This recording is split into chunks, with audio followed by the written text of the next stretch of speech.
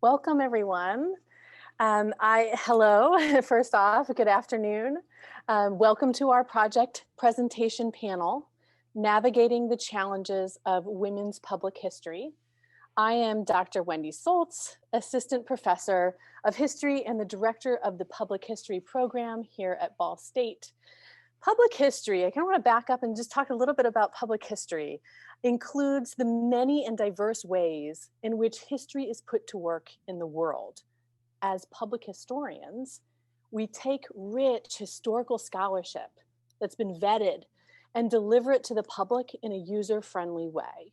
So we do this through things such as museums, exhibitions, historic sites, digital projects, and podcasts, just to name a few.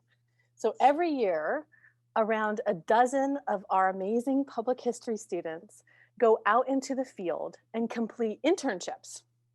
And I get the lucky job and pleasure of living vicariously through their adventures. So internships can occur in faraway places, or they can be here locally. And they are a core part of our public history concentration in the Department of History at Ball State. So a public history internship is rigorous. It requires 450 to about 600 working hours to complete, and a completion of a project for the host site, a large portfolio project, as well as other things that they might need and want from the intern.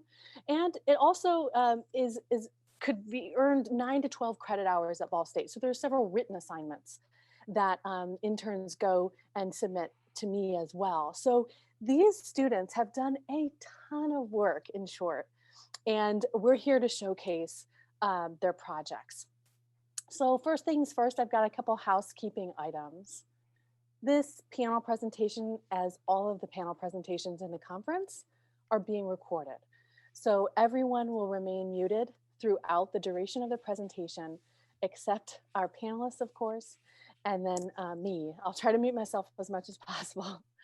And please enter your questions, your comments, your accolades, whatever, whenever they arise, into the Q&A feature. We've disabled the chat function. That way we don't have two boxes going at the same time. So please enter your questions into the Q&A feature. You'll see that at the bottom. And we should have plenty of time for Q&A at the end of this session. And I will introduce each presenter immediately before they present. And unfortunately, we are missing one of our panelists today. Sophia Hoffert informed us late last night that she's unable to present today. So therefore, we will likely not go the entire time allotment for our panel. So I'm thinking we'll probably end around 4 o'clock to 4:15-ish. But that might be welcome to some of you who have been on Zoom like me all day watching these fantastic panels. So perhaps you might appreciate that shortened session. So just keep that in mind. I also want to take a moment in their housekeeping items here to share with you a wonderful opportunity. I'll share my screen now, of the Sharon Seager prizes. So if you are in this, attending this panel, you're most likely really interested in women's history. And the Sharon Seager Prize is a prize for the best student paper and creative project on the history of women, gender, and or sexuality. So the deadline's approaching on March 26th, and there are two prizes of $100, and the link is there that you can kind of click on and see how to apply for that prize. So I just wanted to draw your attention to that. It's an exciting opportunity and one where you can further showcase your work in this area.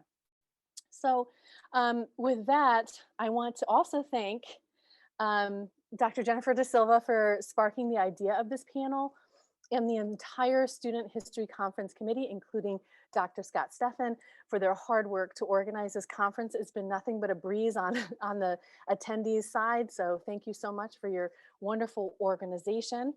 And with that, we will go ahead and get started. We're going to start with Dorien Scheets. Dorien Scheets is a December 2020 graduate from the Ball State Honors College, who double majored in anthropology and history and double minored in Spanish and sociology. As a student, she participated in several research fellowships with the Honors College.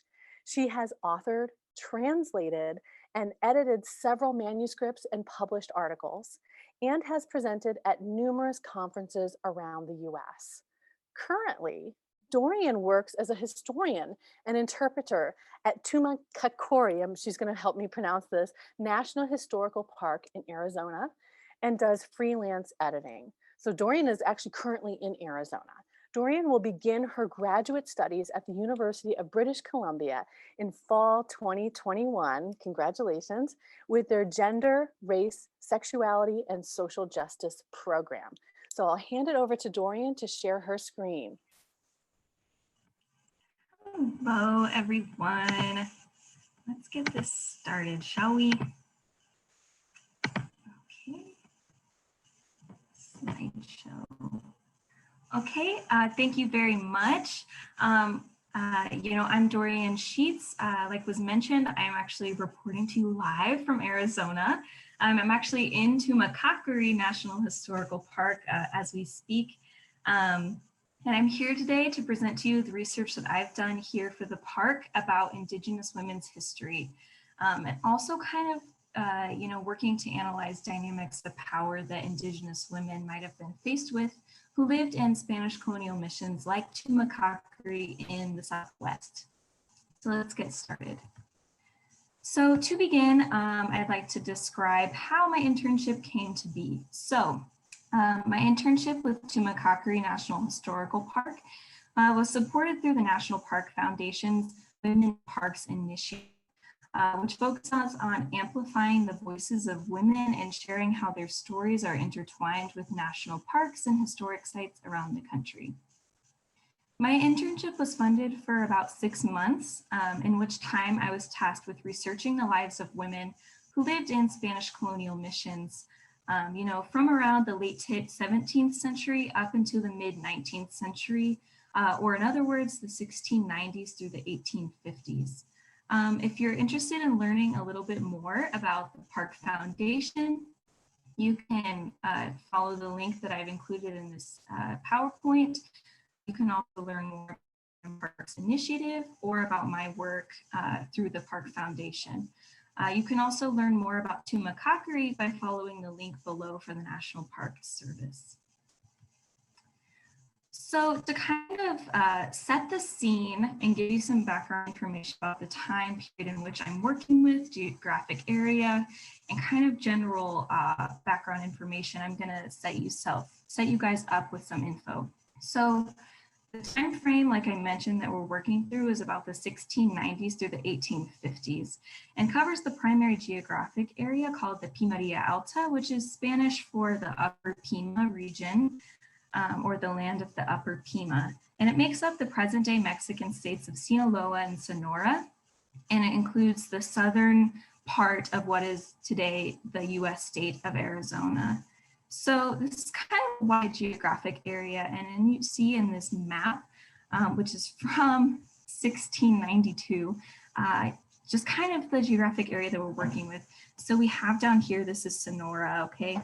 And there's a ton of different Indigenous people, communities, and cultures that were already here in this region. For example, the Seris, the Sovas, you have the Hohohomes, Apaches, Cocomericopas, Opa people, all over this region. And a lot of them already had very established communities, even cities.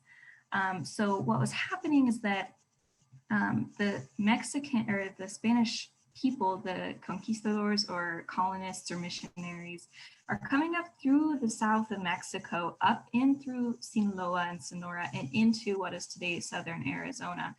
And they encounter all kinds of people, and basically their mission is to take these people, transform them into Spanish subjects, but also into Christians ultimately.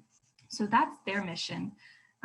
The native groups that I'm focusing my research on, or have focused my research on, include the Yaqui people, which are also called the Yoeme, Also some Apache people, which interacted with the missions like Tumacacri quite a bit, and primarily the Otham, which the Spanish called the Pima or the Papago people.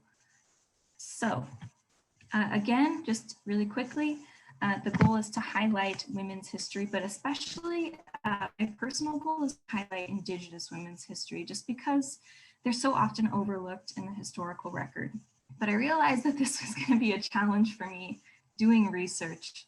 So we'll talk about more of the challenges in just a moment, but we'll begin with highlighting the research methods that I did use. So I integrated a variety of different methods to research Indigenous women's lives. I began with a survey of current published scholarship, just to kind of inform, my own research methods, what research had already been done, what knowledge already existed, and to just give me a broader understanding of what cultural, historical, and geographical landscape was that these women were functioning in. I then began with diving into Tumacacri mission documents via their online database called Mission 2000. You can access this too, it's free online.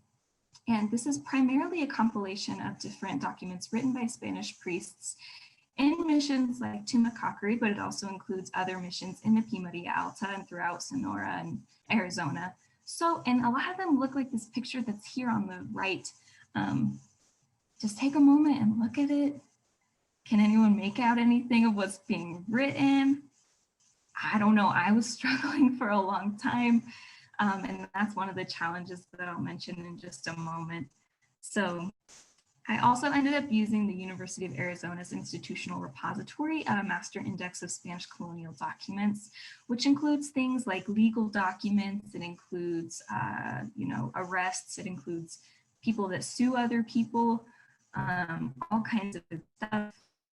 And I also ended up using archaeological surveys and reports and ethnographies and oral histories to inform my research. So obviously doing women's history, we know no matter what, has a certain very specific set of challenges and limitations. And this is no exception. Obviously the biggest is that, like most times, women are either not mentioned at all in historical records or they're weakly mentioned. So I'm working with documents, first to begin with, that are from the Pimeria Alta. And this region has particular challenges in and of itself because it has a very, very limited archival record and very little historical documents that survive, especially compared to other mission areas like California and Texas. So I was already kind of working in an area that there's not much pre-existing research. There's little historical record, and a lot of it, especially for Tumacacri mission itself, a lot of it's lost to time, particularly the last 20 years of the mission's existence. So from 1828 to 1848, a lot of those documents are just gone.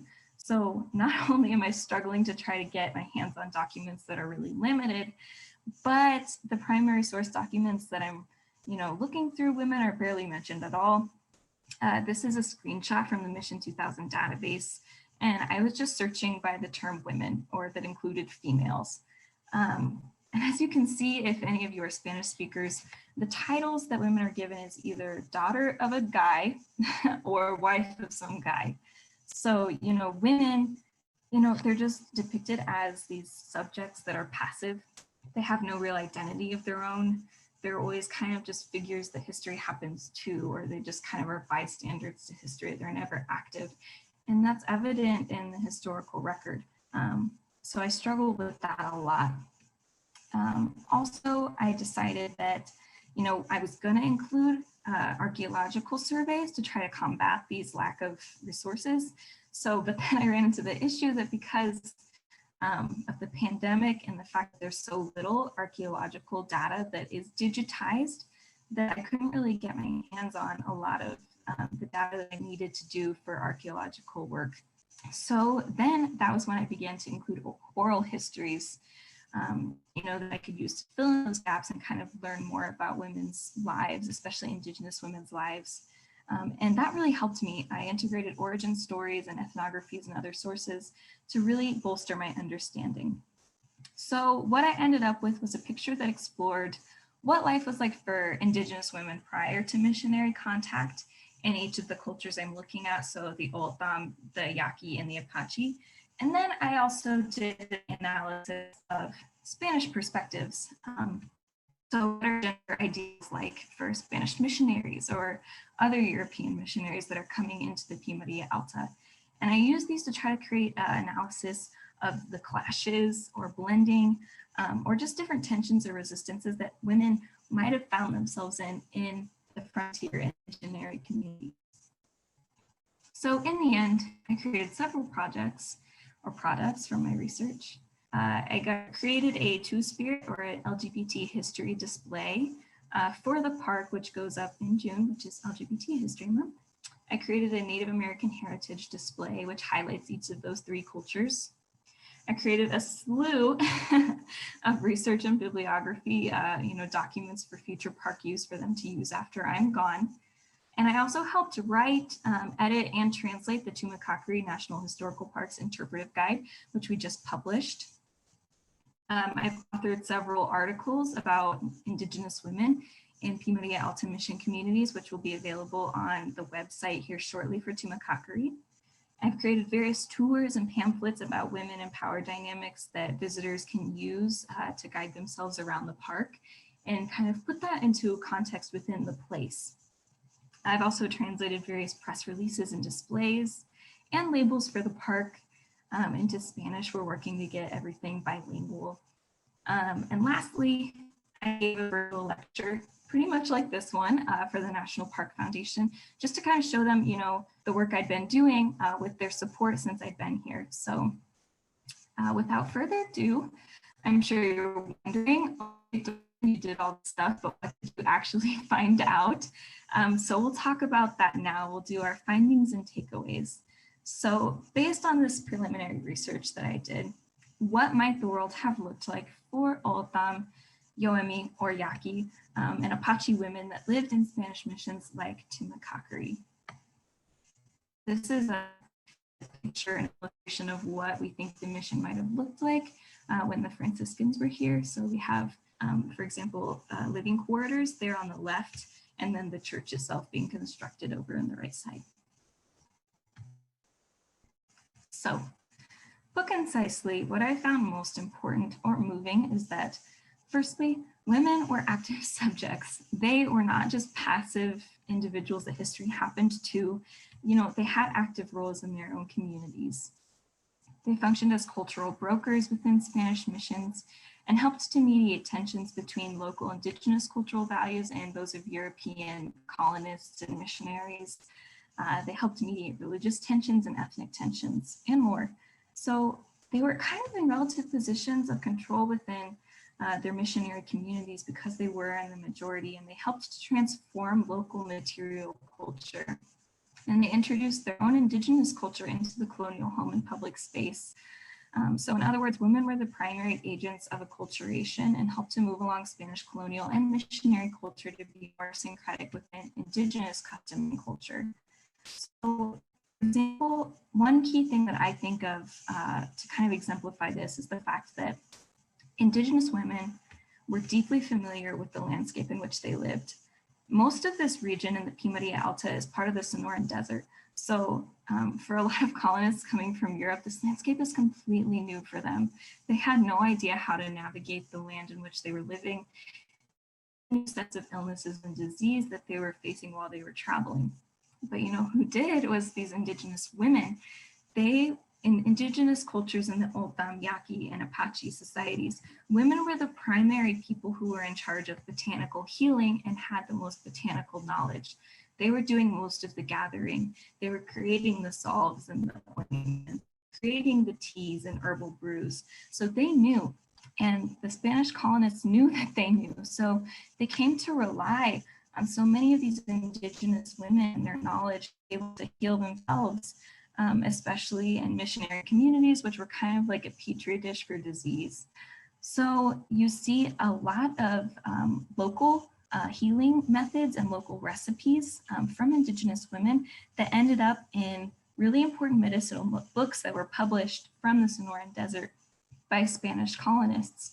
An example is Juan de Estenfires, Regio Medicinal de todas las enfermedades, which was published in 1712. You also see, for example, in some journals or diaries by Spanish missionaries where they talk about, Indigenous women who helped heal them from, illnesses. An example is from Pedro Font. He wrote in his diary that there was a woman, Francisca Fuelas, who was an old woman. She happened to be married to a Spanish soldier. But this woman, Francisca, she created a tea with cilantro when Pedro Font was suffering with stomach issues, which is quite common, and she basically healed him. So, priests, they relied on Indigenous women to heal themselves bodily, but also you see a lot of Indigenous women transporting their material culture. So an example of this are the burden baskets or kayas that Oldam women weave, and they would load up their baskets with Oldam goods and walk to nearby presidios or colonial encampments and sell their native goods. And they became really popular, and this was a way that women diffused their own culture into the wider net of colonial society. Women also enacted small forms of resistance against the pressures of colonization. They resisted the imposed Catholic and Spanish values when it suited them, and they helped to reassert their Indigenous customs and traditions within their own mission communities. In this way, women were the primary conservators of Indigenous tradition and culture and helped to retain these even amidst pressure. But they also were smart enough to know when it suited them best to concede or when to blend these or to take on ideas or goods from the colonial culture. So they were really, really smart in this way. And so an example of this is that women would use their crafts, so basket weaving, embroidery, and even through food and things like that to preserve either their Indigenous symbology or history or to blend. So an example of this can be seen in this vestment, this missionary vestment, which is from the late 18th century. And you see it's embroidered. And we're going to take a moment just to kind of dig deeper into this as an example. So you see there's a lot of flowers embroidered in this piece, which, at first glance might be a big deal, they're everywhere, whatever. But it's important to note that these flowers, particularly these blue ones, they had a particular importance to Yaqui culture, which is one of the big groups that were involved in mission communities like Tumakakari. For them, for the Yaqui people, flowers were really important in ceremonies and had a really important ancient spiritual belief that the deer dancer, which is a spiritual figure, came from a flower-filled world of natural beauty, and that people who had successful deer hunts or who made good leaders were endowed with this sort of flower power. So for the Yaqui, flowers were believed to be powerful weapons against evil and were super common to see embroidered on Yaqui clothing, and you can even still see it today. So women during the missionary period realized that there was kind of this common thread, this common symbol with, Europeans or Spanish colonialists who believed that flowers were, symbolic of Christ's grace, and the flowers that grew, blood that fell from Christ's hands when he was crucified. So, and Yaqui women saw this common theme, and they're like, okay, I'm going to use this to my advantage. So they would begin to embroider their own symbology of flowers into Christian vestments like this one, which would have been used in the church space, to kind of incorporate their own traditional, familiar, Indigenous iconography or symbology into this very new, maybe strange spiritual realm. So in this way, women are kind of, it could be seen as a form of subversion or resistance against, the missionary system or, whatever, because it's symbolic of older ties and traditions of Yaqui culture, ideology, and spirituality. So in that way, women use these really small ways, these really clever ways to maintain the Indigenous worldviews through periods of social assimilation. So in that way, they are vehicles of cultural preservation. Another thing to note is that, and there in the analyses that I've completed of archaeological evidence for missions like those in the P. Maria Alta, women were the ones conserving and preserving indigenous tradition, while men's associated activities tended to show more influence of Spanish and European values, probably because those were more outward facing. They were more involved in colonial society and interacting with European colonists and that. All that stuff, so indigenous women, because they were kind of confined to the domestic space, it actually worked to their advantage because they were in the domestic private space where they could continue traditional native practices out of the public eye. So we ended up seeing low visibility female associated activities like food and diet, you know, basket weaving or pottery. They have more indigenous influence.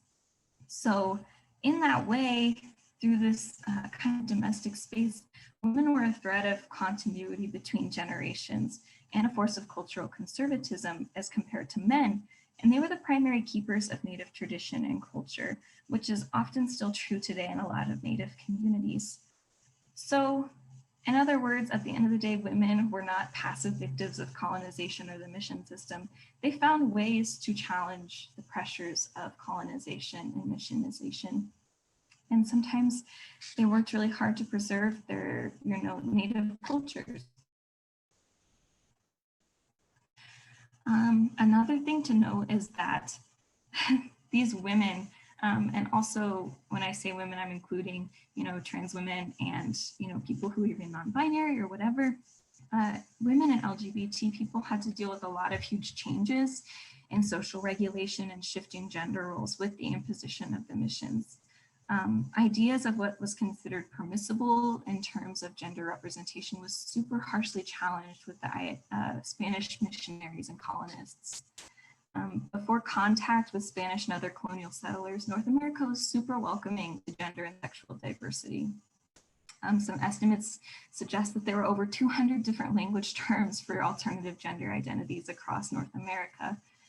The Altan people, who were one of the primary groups of missions like the one here at Tumakakri, had their own term and dedicated social roles for people who were two-spirit within their language and society. You know, and when the Spanish came, they really challenged it and they reacted super negatively. At worst, European colonists violently attempted to eradicate two-spirit people. As you can see in this Theodore de Bry in green, which is down at the bottom, and it depicts two-spirit people being torn apart by dogs. At best, the colonial system basically indoctrinated two-spirit people into silence. It silenced them completely. So, you know, why does this matter? I'm sure you're wondering what the point of all this is. Well, what I hope the point of all this is that by understanding these dynamics of gender and power within Spanish missionary communities and colonial communities, we begin to better understand the world that we live in today and how it has come to be. We uncover more and more role models and stories that women and girls, Indigenous or otherwise, can look up to. And by studying and analyzing these kinds of changes and the ways that women help to shape not only the lives of missions, but their cultures across Indigenous communities and the Southwest in general, we understand history from a less one-sided.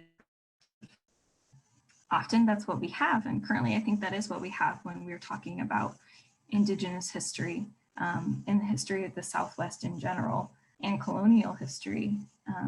But when we learn women's history, especially Indigenous women's history, we begin to fill in the gap in that one-sided story, and we learn to understand the imperative roles that Indigenous women played in combating cultural genocide, in protecting tradition, resisting oppression, and in creating innovation that has formulated the landscapes, the customs, and the cultures and values that we still appreciate and experience today. Thank you.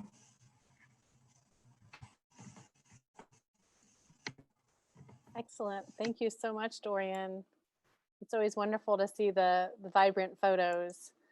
All right, so we will continue on with our next presenter, Gwyneth Harris. is a senior public history and anthropology dual major from Portland, Indiana, and she will be graduating this May. She is interested in studying the roles of gender and race in medical history and the history of death practices and thoughts surrounding death and dying.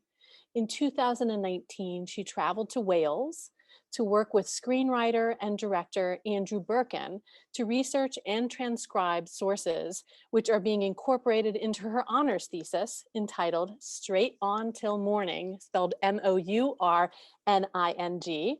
Perceptions of Death in Edwardian Children's Literature. At Ball State, Gwyn has completed a practicum where she helped design an exhibit for the Delphi Opera House. She has spent 3 years as an undergraduate teaching fellow for the history department and currently is an honors fellow researching and writing for the Hoosier Civil Rights Museum. So Gwyn, I'll let you share your screen. Okay.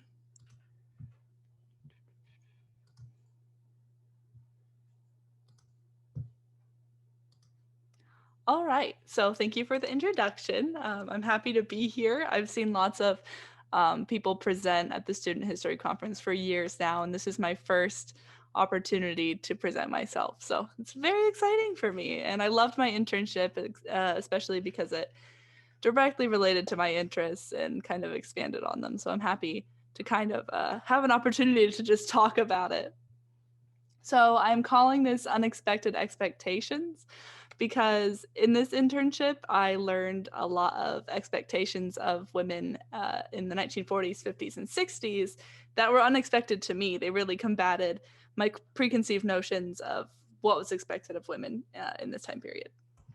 So my internship was with the Indiana Medical History Museum. For those of you that don't know, the Indiana Medical History Museum is in Indianapolis. It's in the old pathology building that was on the grounds of Central State Hospital for the mentally ill.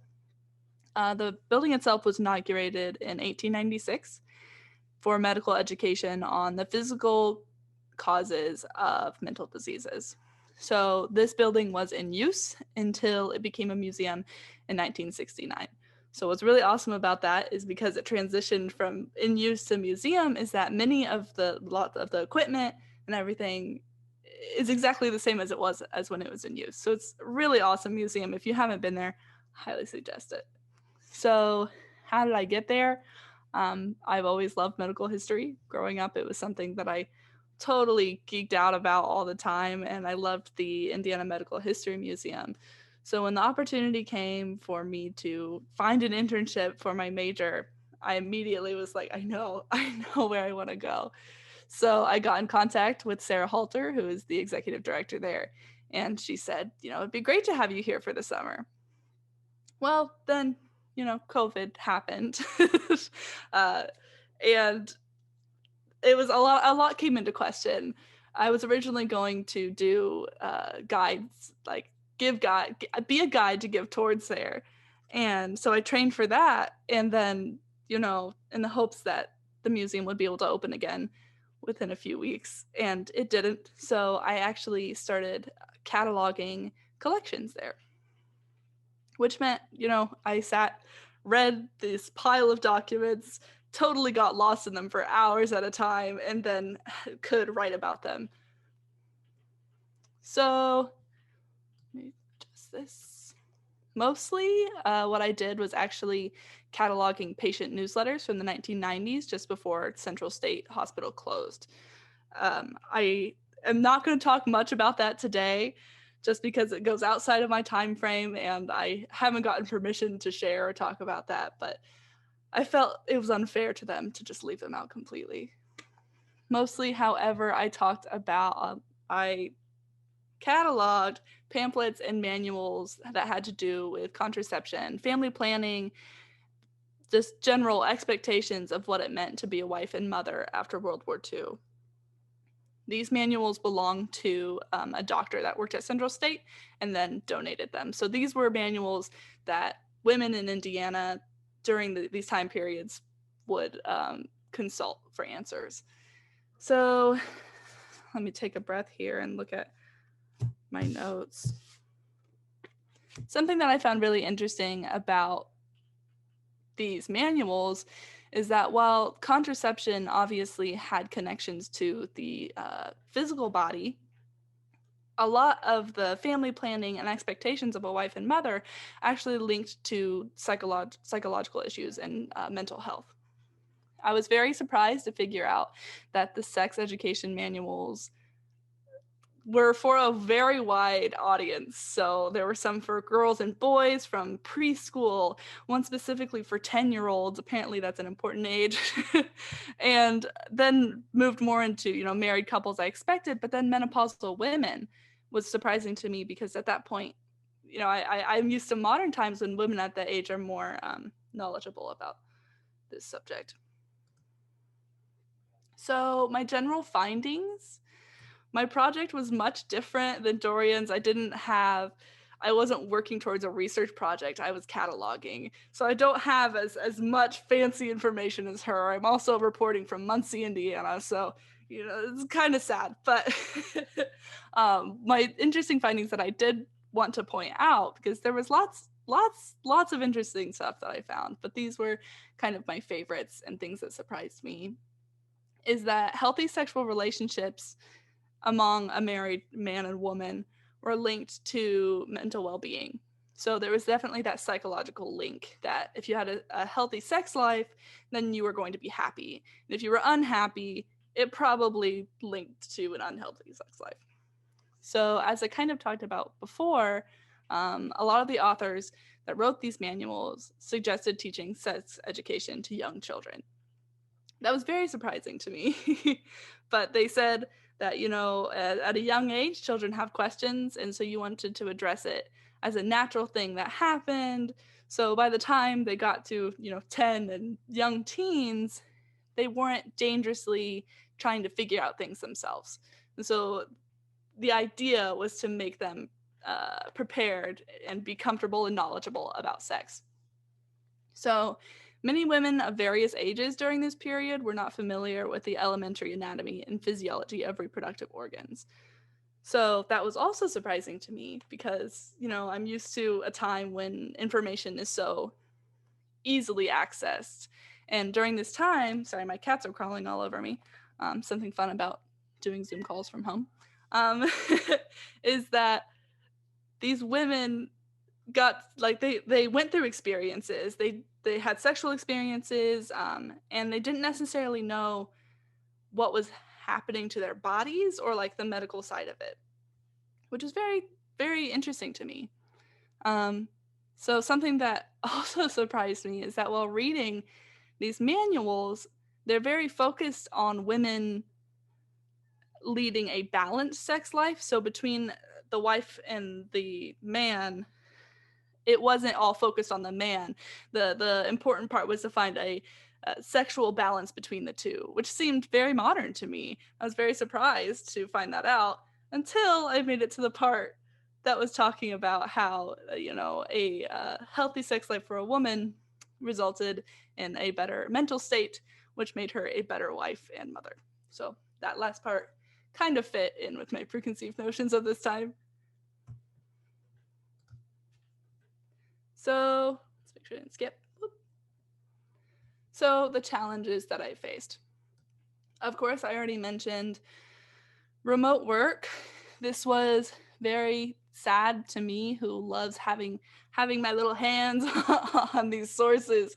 And a lot of the time I couldn't. I worked there twice a week, and for the rest of the time I had to stay home and look at scans and read those, which of course was still very engaging and interesting. But like I said, I love the atmosphere of the museum. I love being there, and I just didn't have that as much as I would have liked. But I could go on and on about COVID, and I won't. I'm sure everybody hears enough about it. So the big one that Dorien also talked about is lack of sources. Anybody who works in women's history knows that lack of sources is the top problem. So I had a hard time finding sources through sifting through all of these that were written by women for women, because a lot of the time it's, men talking about men talking about women, And then every once in a while I would find, a manual that was written by women for women. And that was very exciting, but there were so few of them. It was very frustrating also. So I also want to talk about how the sources themselves offer challenges when researching further because they actually have quite a limited scope.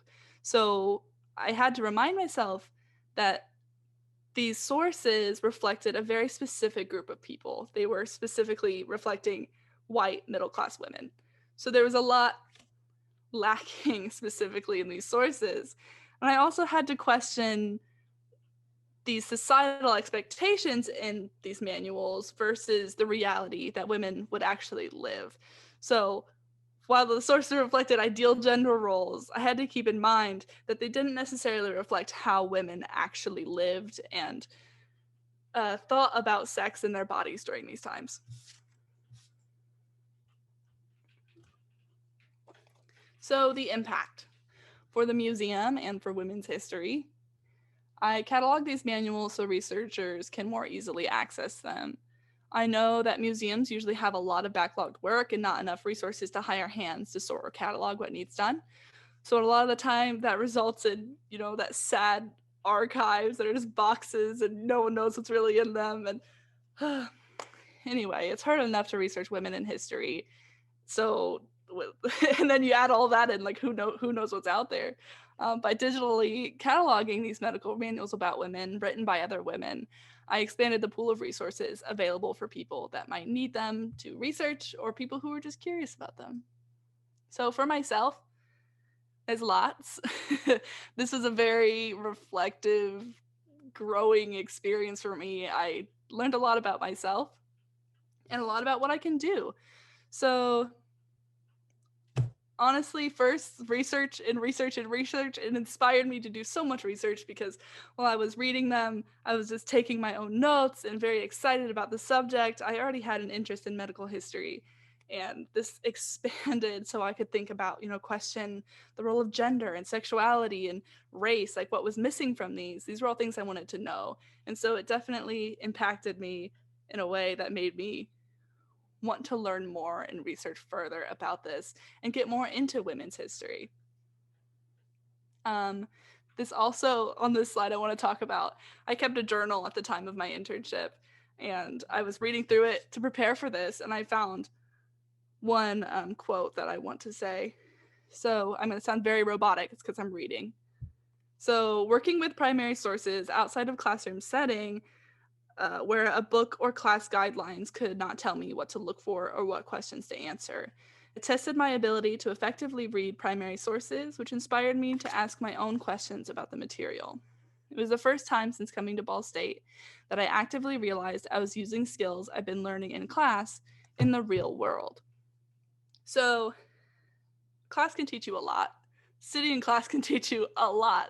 It prepares you with skills, but as I was sitting and reading and being excited and analyzing and taking notes, I realized I was doing the same thing that I've been doing for classes, but there was no one pushing me to do it. I was doing it myself. And that was very exciting to me to sit there and think, oh my gosh, I'm a historian. Like, it was a moment that this internship allowed me to realize that I really am thankful for and appreciate. And it's something that I think the internship route of a history major, how it can be very beneficial. So that also brings that bright and scary future that, as a freshman coming in thinking, what am I going to do? What does my future look like? The internship brings it closer to home, realizing what I can do. And it makes the future a little bit less scary. A little bit less scary. There's still lots out there. Anyway, here's my great smiling face with lots of my social media if anybody wants to hear me talk anymore, because I have lots to say. But that is pretty much all I have. So thank you for listening to me talk about this internship that I love so much. Thank you, Gwen, and thank you, Dorien, again. You have both inspired me to get back into the archives and to grab a hold of those sources with such passion and eagerness. So thank you for re-energizing us today, this afternoon. I want to make a brief comment about your two presentations and projects, and then we'll move on to the Q&A session. So combating predominantly male narratives really brings its own set of problems when researching women's history. As we've seen, Dorien Scheets and Gwyneth Harris provided an overview of their public history work and demonstrated the importance of expanding the public's knowledge of women's history in projects, parks, museums, and even though there are many challenges along the way. So highlighting the work of these recent public history interns brings to light several questions about time and space in my mind. We began with mission records from the 1700s and 1800s in Arizona, and then concluded with Indiana medical histories and these sex ed manuals of the 1940s through the 60s. And I want, my first question is, how have the primary sources for women's history changed over time? I mean, we look at these drastically different time periods, and we see these two researchers utilizing primary sources that are vastly different, but yet have a commonality. So what challenges do we face when conducting earlier women's public history research compared to more recent projects? And I say recent, meaning the 40s to the 60s, right? So how did the public's perception of women and women's history change? And furthermore, the panel is especially thought-provoking because it represents the challenges of doing women's public history at the regional and national levels. So how does regionality or nationality affect the public's perceptions of women's history, especially when that women's history is on display? So do regional and national labels change meanings at all? So these projects have really produced so many questions in my mind that I could go on and on, which is listing all of my questions. But I would like to ask our panelists a few direct questions, less theoretical ones and more practical or applied, as we like to say in public history, about their individual projects. I want to start out with a more general question for both of you. Let's talk about sources. Let's talk about lack of sources here. As Gwen so accurately said, it's really, that is the biggest problem when doing women's history in general, women's public history, is this lack of source material. So I want to kind of compare the sources that Dorien used, especially that lovely image of the vestment. I believe it was a fabric with some embroidery on it with flowers, and using that as a primary source compared to what Gwyn used, which were these sex ed manuals. And how do we reconcile, or how do we glean information from these two vastly different sources? And also, I have a second question, kind of a follow-up question to that. Is it we're lacking sources for women's history, or is it people of color and Indigenous women's history that we're missing? So I'll open that up to both of you. Feel free, whoever would like to take a first stab at it. Yeah, I'm really glad that you bring up, the difference and the important distinction between like a white woman's history, or like the dominant cultural group's history or racial or ethnic group's history versus minority history. And yeah, definitely there are certainly many more resources. So if I were just to focus on doing research on, Spanish women in, colonial society during this time period, there would be far more that I could reference, people are much more willing to talk about people that are glamorous or have more resources or have some more social or societal sway versus people that are pretty much at the bottom of the totem pole. So like Indigenous women in colonial societies, pretty much it was them and like Black women that were at the bottom of the caste system, or the casta system in the society. And they were delegated to do the things that nobody else wanted to do. And of course, when you're doing things that no one wants to do, no one wants to talk about that thing. So it's really like you have to search in very unexpected places to find any mention of these people that are deemed as undesirable to that culture in which they're functioning. So there are certainly many more challenges when you're doing history for women of color, women of various ethnic backgrounds that are not fitting within the dominant culture's preferred group or, demarcation. And I think that that's where we need to spend more of our time is doing the research for those kinds of people and helping them to do the research for themselves, because when I'm on a soapbox a little bit, but like, a lot of people that are people of color, they don't have the time or the resources to do history research because they're trying to worry about how to feed their families, how to get their next job, how to get the pay increase that they deserve because they're being paid like 30% less than their coworkers. They don't have the luxury of being able to research all the time. So we need to support them so they can do that. And then there are people that are doing that, people and researchers of color. We need to support them and lift them up so that their voices and stories are amplified. So I'll step off my soapbox now, but yes, being a woman of color presents certain very real challenges when doing history. Yeah, I'm going to expand on that, just kind of to repeat what I said during my presentation, that while I was going through these sources, I realized they were all white women. They're all white middle-class women. And so that while that has inspired me to research further, I haven't gotten that far yet, being my senior year. I haven't gotten the opportunity to research as much as I'd like. But I realize it's going to pose a real challenge because I really notice I don't want to say abundance, but relative abundance of sources about white women. And I can't imagine it's going to be a hard task going into finding sources about people that weren't white women. Thank you both for responding to my question.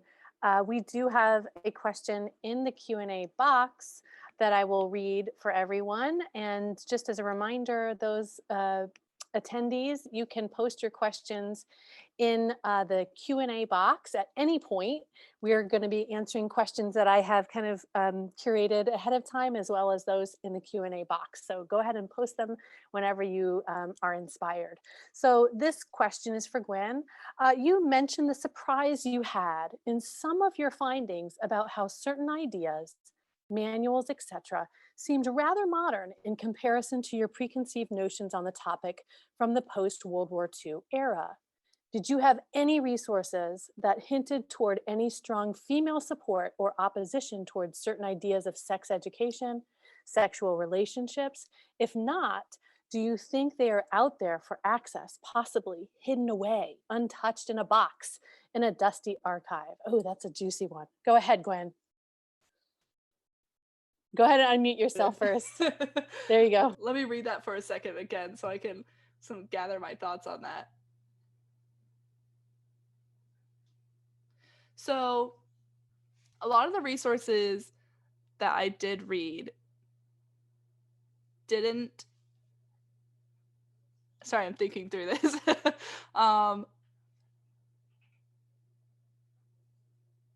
So the ones that I read were the authors wrote what they thought, and so I didn't really see any opposition to any certain ideas of sex education or sexual relationships. They were talking primarily about what they thought was natural and right, which was sex between a man and a woman who were married.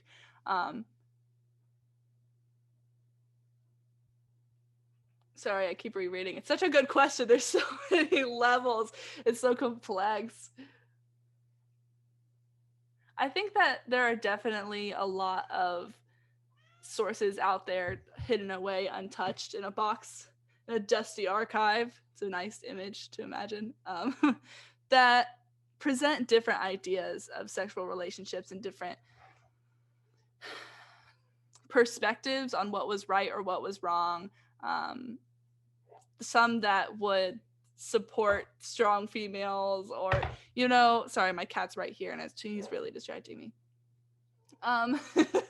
So to answer your question concisely, at least I hope I'm answering it concisely, is that a lot of my manuals had one direct, like, this is right. And so there wasn't a lot of opposition to that because the authors didn't address any opposition. So I do believe that the sources are out there. I just didn't read them. Thank you, Gwen. We have another question here in the Q&A box. This one's for Dorien. Whether oral or written, how do you translate your research into an accessible narrative for popular audience? And I'm thinking translate here could be translating in another language, or translate meaning to convey your research, which can be quite academic, to a popular audience. So go ahead, Dorien, and then maybe Gwen, you can follow up on that too.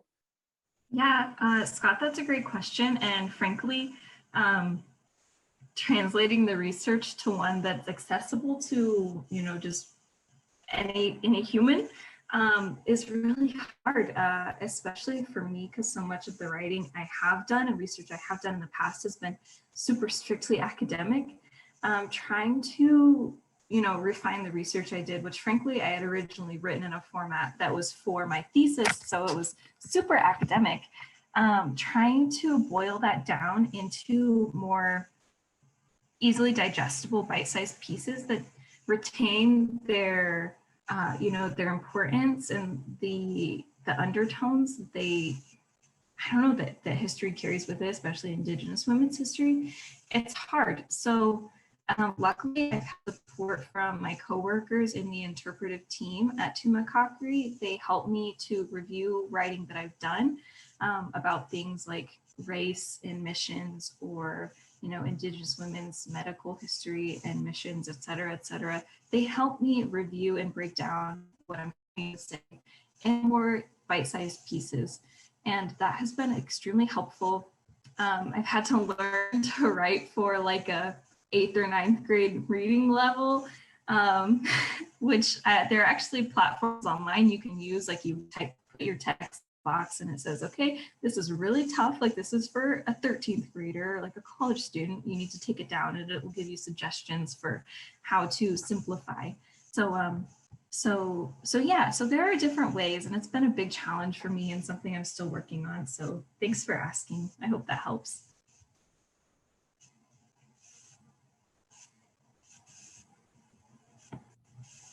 Gwen, would you like to follow up on that one as well? Yeah, I'll offer something. So a lot of my research I talk about with my whole family anyway, or my friends, and they're not necessarily historians. And so while I personally didn't produce anything like an exhibit or handouts or anything that went out to the public immediately, I think that I could translate my research into an accessible narrative for popular audiences by, one, talking about it. Word of mouth is awesome, but also social media. I love posting on social media about little history blurbs, and just sharing history in ways outside of the classroom and sometimes outside of museums, because a lot of people before they go to museums need the interest to push them to go to museums. So I hope that answers the question. Thank you both for that answer to that question. I like that question because it gets back to our public history mission statement here. How do we convey this rich scholarship that you've both done to the public in a way that they can digest it and get meaning out of it? So thank you. Thank you for asking that question, Dr. Stefan. We have another question here in the Q&A box, and this looks like it's for Dorien.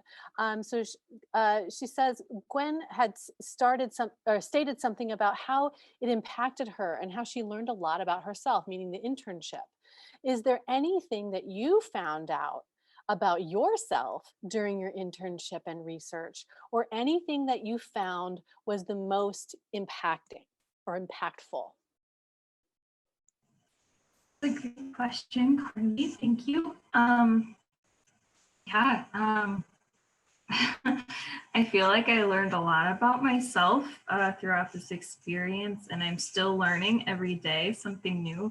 One thing I've learned that is related to Scott's previous question is that I'm very long-winded, and I often make things more complicated than they need to be, especially when I'm trying to convey these rather abstract ideas.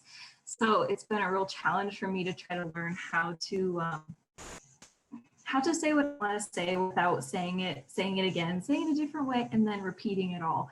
So I've learned that I'm long-winded. I can be long-winded, so I need to learn how to modify that skill or hone that skill to be able to use plain language. I've also learned that just a lot about my research style. I've had research projects, but nothing this long or in depth, especially in which the field has very little pre-existing research. So I've really had to kind of carve my own path or system for researching. So I've learned that I have to take things a chunk at a time, which is really helpful to my process in doing research. And something that I found that was the most impacting, I feel like in talking to the Indigenous people that I've had the opportunity to, which is not as much as I would like, I would have liked to have shown them the research that I've been doing and get their opinion on it more, but because of COVID, I can't really travel to reservations or, have meetings with people very often. So in the instances that I have had a chance to review with them, I'm really surprised by how little Native people know about like their own history in a way, because I feel like it's highlighting to me just how much of Native history is erased. And that really fires me up, which has taught me that that's something I'm passionate about because it makes me angry. And so that's shown me that that's something that I'd like to continue doing and working on in the future, is highlighting Indigenous history, but also Indigenous epistemologies or ways of knowing, because I feel like there's so much erasure. So I've learned a ton about myself, but I think that, Carly, that's probably the most impactful thing, is learning that that's the thing that fires me up the most and that needs a lot of help. So yeah. Excellent. Thank you, Dorien, for sharing that with us.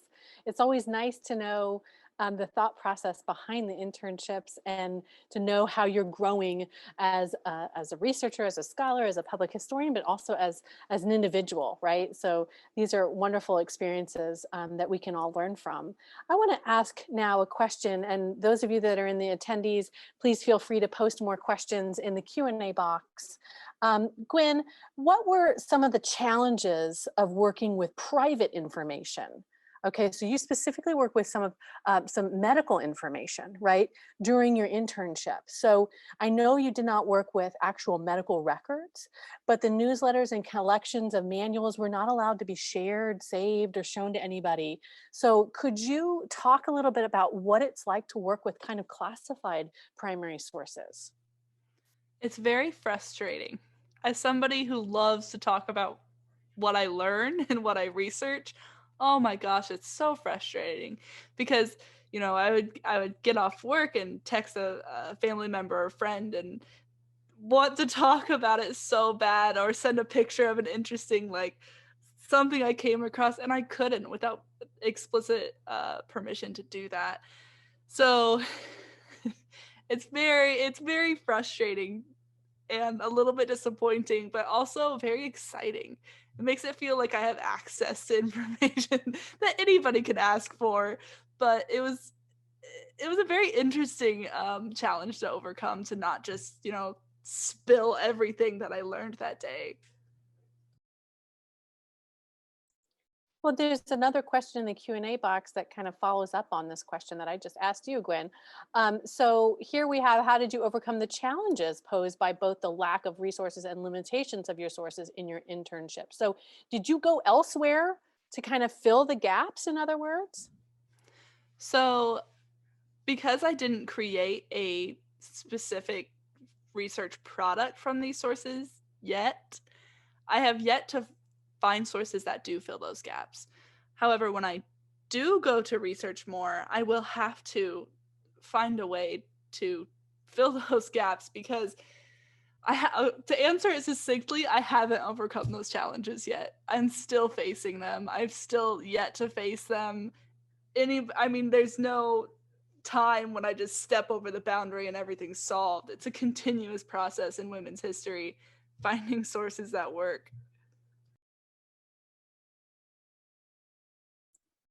Right, thank you.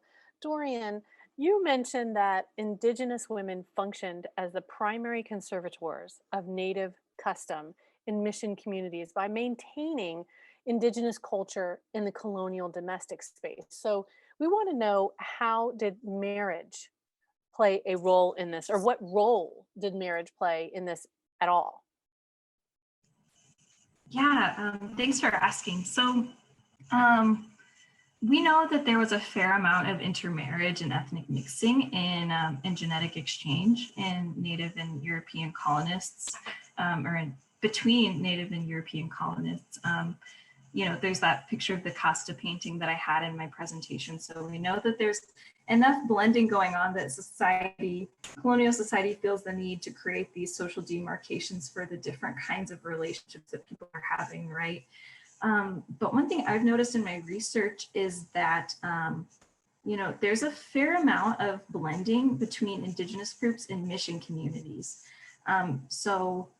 Mission communities are really unique in that they provide something of like a safe haven for Native communities and Native people to find social and cultural cohesion within each other. So granted, there was a fair amount of ethnic mixing between Native groups in the missions. Like, it wasn't just Old Thumb people marrying Old Thumb people or Yaqui people marrying Yaqui people. There was a lot of intermarriage in that way too. But actually, this is really great because the higher rates of inter-ethnic marriage, I think, could provide kind of a positive social reinforcement against social fragmentation and kind of reinforce larger overarching trends of Indigenous ideology or Indigenous culture within domestic spaces and within colonial or Native households. Because Native women are married to Native partners, they're able to continue using that to their advantage so they can keep Native tradition in their space.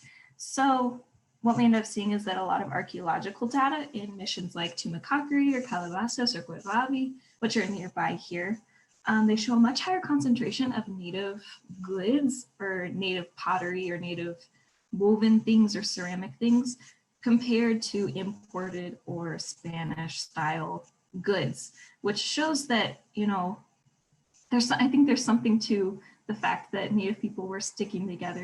They were creating kind of a social safety net and a cultural safety net for themselves, which was really smart, and it allowed them to kind of persist despite pressures of colonization and missionization. So yeah. Thank you, Dorien. We have another question in the Q&A box that kind of merges with a question that I was going to ask as well.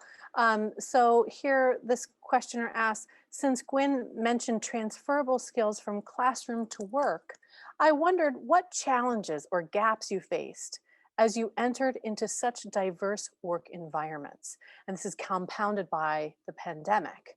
How did you adapt on the job? So, Gwyn or Dorien, if you would like to answer this, and it could be something, hurdles that you had to overcome. Maybe you had to learn new software that you weren't planning on learning. Maybe you had to take training that you weren't planning on doing.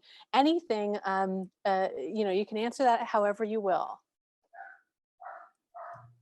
I have lots to say about this.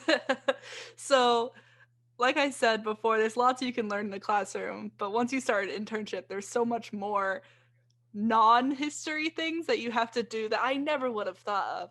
Like, learn the software to upload the catalog information to this database. And I'm not a very tech savvy person. So my first day I was just like, this isn't history. But it is a part of doing history. And it's that part of doing history that you don't learn until you're on the job. And especially, compounded by the pandemic, I had to learn a lot of working from home and software working from home. And that was a whole thing. And basically what I did to adapt on the job, and the number one advice to myself and anybody, is do not be afraid to ask questions. I was emailing, I was calling Sarah, like my supervisor the whole time, anything I did, anything like, how do I do this? What is this? I'm not familiar with this. And so I think the best way that I adapted was asking questions about what my supervisor wanted and how to even do those kind of mechanical things that I didn't think about, that my history knowledge, didn't help me a lot with.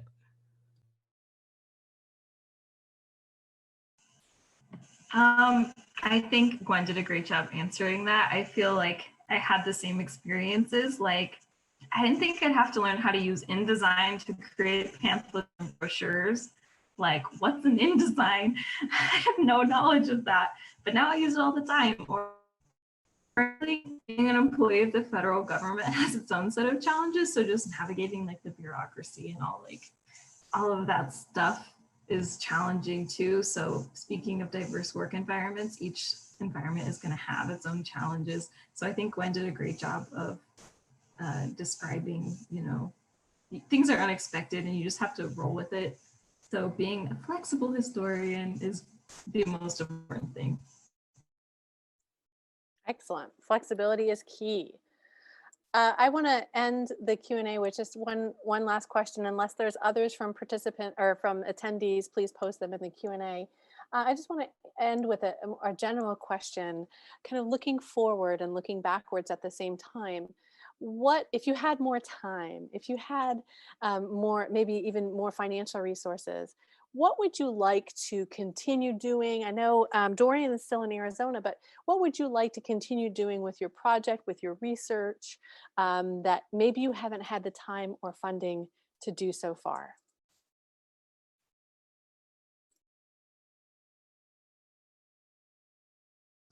I'll start.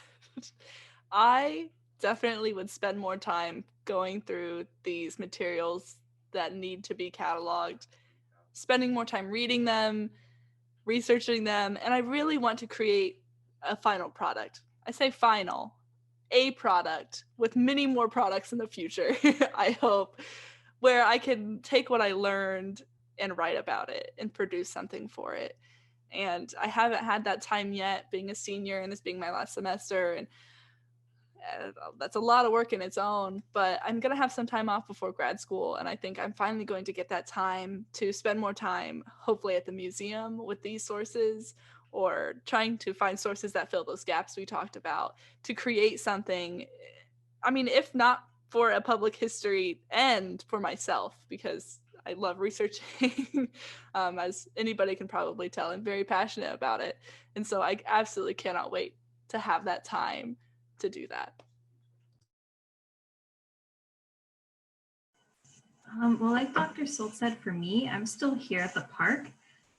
These days, I have kind of gotten away from doing the research so much actively, as I am now working on trying to create interpretive devices for the public, which has been a much longer process than I thought it was going to be. So a lot of those are actually still being worked on and edited down and like reworked. So I'm doing a lot of that these days, and I'm also doing a lot of translating, which is also quite time consuming. So I guess if I could take a break from all that in the time that I have left here, I think that I would like the anthropology part of my brain is like, get out there in the community, like hang out with some Altan people, hang out with some Yaqui people. And that's what I would love to be doing if the pandemic did not exist and like nothing existed. Like that would be great. Just to kind of do my own like boots on the ground ethnography and to hear what they think of what I've learned or what I think I've learned. That would be great. I don't foresee that happening anytime in the immediate future. So maybe one day, but someone else should come in here one day and do that thing and then tell me about it. I always love these blue skies conversations because it's kind of fun, think about, oh, what if I had more time? What if I had funding? What could I do, And other times then maybe it's a little deflating, you think, oh, I wish I could have done that, or I wasn't able to reach that goal. But it's always nice to hear that you're so excited about these two projects and two research ventures and internships, that there's more to be done, right? There's always more to be done. So I want to conclude by thanking our public history interns, Dorien Scheets and Gwyneth Harris, on a job well done.